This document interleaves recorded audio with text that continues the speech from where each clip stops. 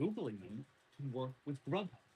Then came the new delivery thing, what we're really talking about here: Uber Eats and DoorDash. Grubhub was restaurants using their own drivers, but Uber Eats and DoorDash were something new. They had their own gig workers, contractors with no benefits, responsible for their own vehicles, fuel, insurance, going to the restaurants, picking up the orders, and delivering them to customers. And Uber Eats had the power of scale. Everyone had Uber on their phones already. And they just applied the strategy they did originally with cars, making everything impossibly cheap. They had this surplus, right? They had a ton of money from the capital markets, and they gave it to us, people who wanted to eat dinner. They heavily discounted the food that we got. They paid the restaurants full price, but they charged us less than they were paying. Well, that's a pretty good deal, right? And if that's all they ever did, hell, I'm all for it, right? Let Peter Thiel buy me dinner every night from now until the end of time. They wanted you hooked. So when they raised prices, you keep using their service. Once they'd used their venture capital cash to gain market share, they jacked up prices. Now, most people go to Uber or DoorDash first if they want to order food, meaning restaurants are beholden to the apps too. Otherwise, no one will order them. Uber charges restaurants huge fees to be listed on the app, and it's a tiered service. So the more the restaurant pays, the better visibility they have on the app.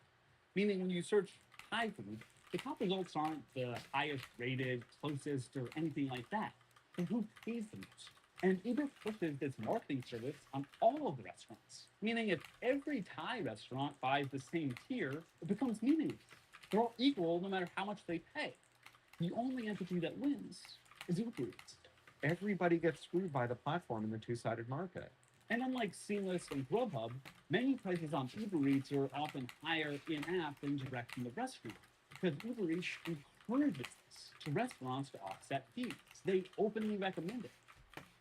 Generally, a middleman, like a distributor, only makes money once. They buy something and sell it to someone else for a profit. Uber Eats makes money off the restaurant and on the exorbitant fees they charge customers. I went through my email and found an old Seamless receipt from 2019. And I made the same exact order on Uber Eats, except the restaurant weirdly doesn't have chicken fried rice anymore, so I just got egg fried rice. Free chicken, if you will.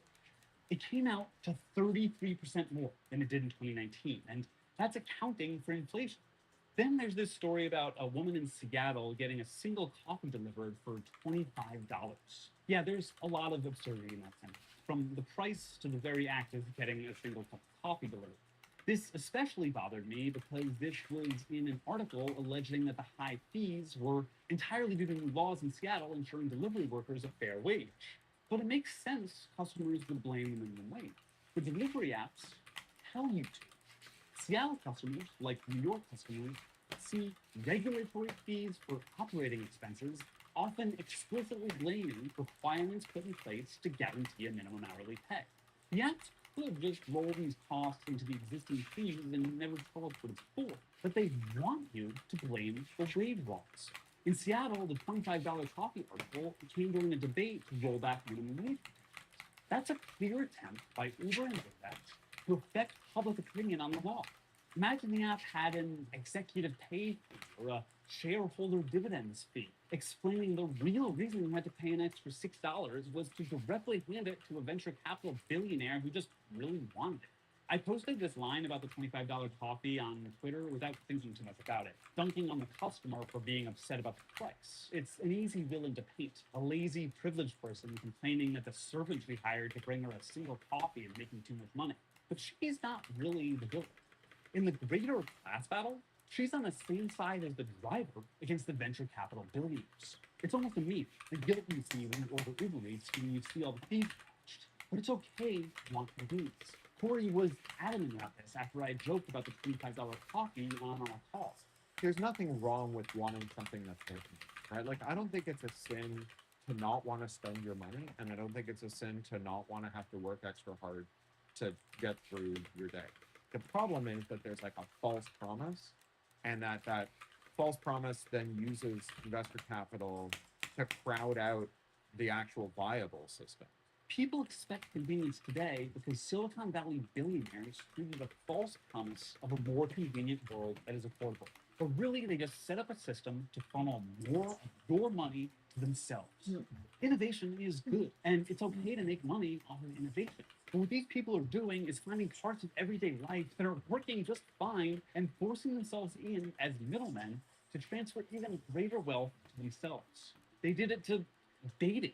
The rise of dating apps made it harder to meet people in person because the apps became the new status quo.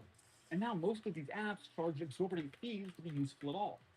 And they're doing it to health, like those bogus telehealth companies where the founders end up in prison, or these networks that do nothing but connect you to doctors to rip off you and your insurance provider, or this doctor in a box, or streaming apps where access to content is easy but prices keep going up and creator wages keep going down, or meditation and prayer apps that are basically adding a middleman to you just sitting quietly and thinking. They want you to pay to access your own mind.